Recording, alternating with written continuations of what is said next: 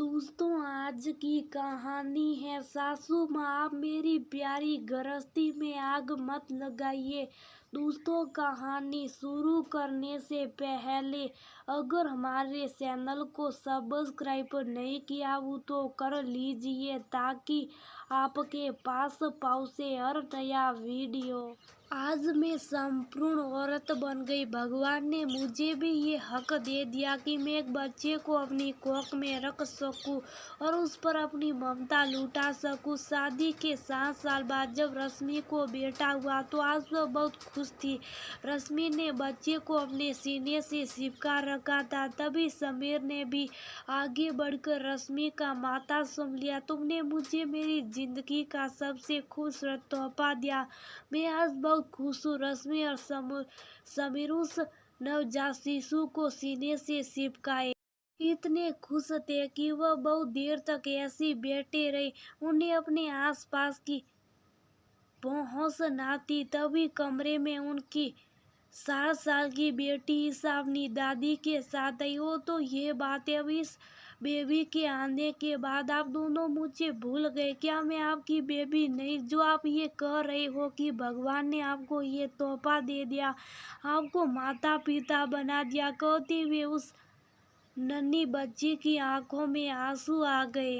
ईशा की बात सुनकर रश्मि और समीर होश में आए। आपसे किसने कहा कि आप हमारी बेबी नहीं हो? आप तो हमारी बड़ी बेबी हो। हम आपको भी उतना ही प्यार करते हैं जिस इस नए बेबी को, लेकिन अभी वो छोटा है तो उसे ज्यादा केयर की जरूरत है और हमें पता है कि इसके बिग सिस्टर हमसे ज्यादा इसकी केयर करेगी ना। समीर ने ईशा को गोद में उठाकर बहलाने की कोशिश की। हाँ पापा, मैं अपने छोटे बेबी का पूरा ध्यान रखूंगी। पापा, इसे मेरी भी गोद में दो ना। ईशा एकदम खुश होते हुए बोली। छोटी बच्ची थी इसलिए समीर को उसे समझाने में ज्यादा मेहनत नहीं करनी पड़ी। देखो दादी, मैंने कहा था ना, मेरे मम्मी पापा ऐसे नहीं है जो नए बेबी के आने से मुझे भूल जाएंगे। वह मुझे अभी इतना ही प्यार करते हैं।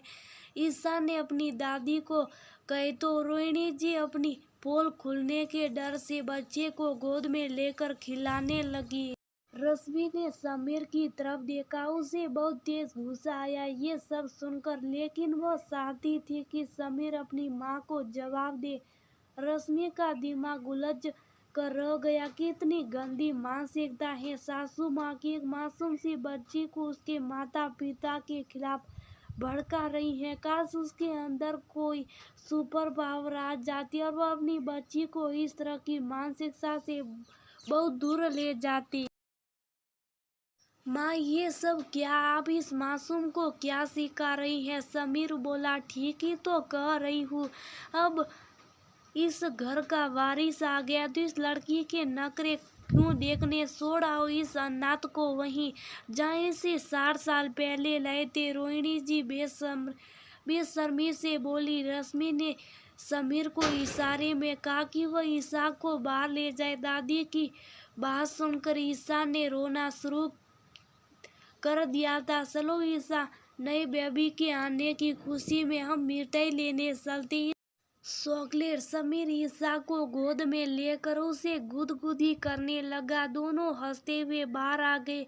मम्मी जी, आज कहा तो कहा, आज के बाद दोबारा अपने मुंह से ये जहर मत उगलाइएगा। ईशा की वजह से भगवान ने मुझे माँ बनने की क्षमता दी है, मुझे ममता से भर दिया। उसी के प्यार ने मेरी गोद भरी है। उसी के प्यार की वजह से ही मेरी सूखी पड़ी कोख हरी हो पाई है।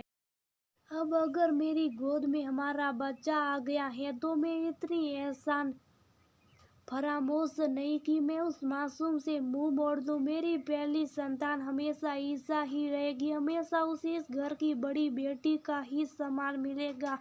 हमारा ये बेटा हमारा पहला बच्चा नहीं, दूसरा बच्चा ही रहेगा। आपको ऐसा करने से पहले शर्म आनी चाहिए थी। अगर आप इस जहर को उगले बिना नहीं रह सकती तो आप गाँव वापस चली जाइए, लेकिन मेरी प्यारी गृहस्थी में आग मत लगाइए, कहकर रश्मि ने उनके आगे हाथ जोड़ कर दिए। अब बहुत हुआ, आज के बाद मैं आपकी ऐसी बातें बर्दाश्त नहीं करूंगी और नहीं मेरे बेटे पर आपका कोई हक होगा।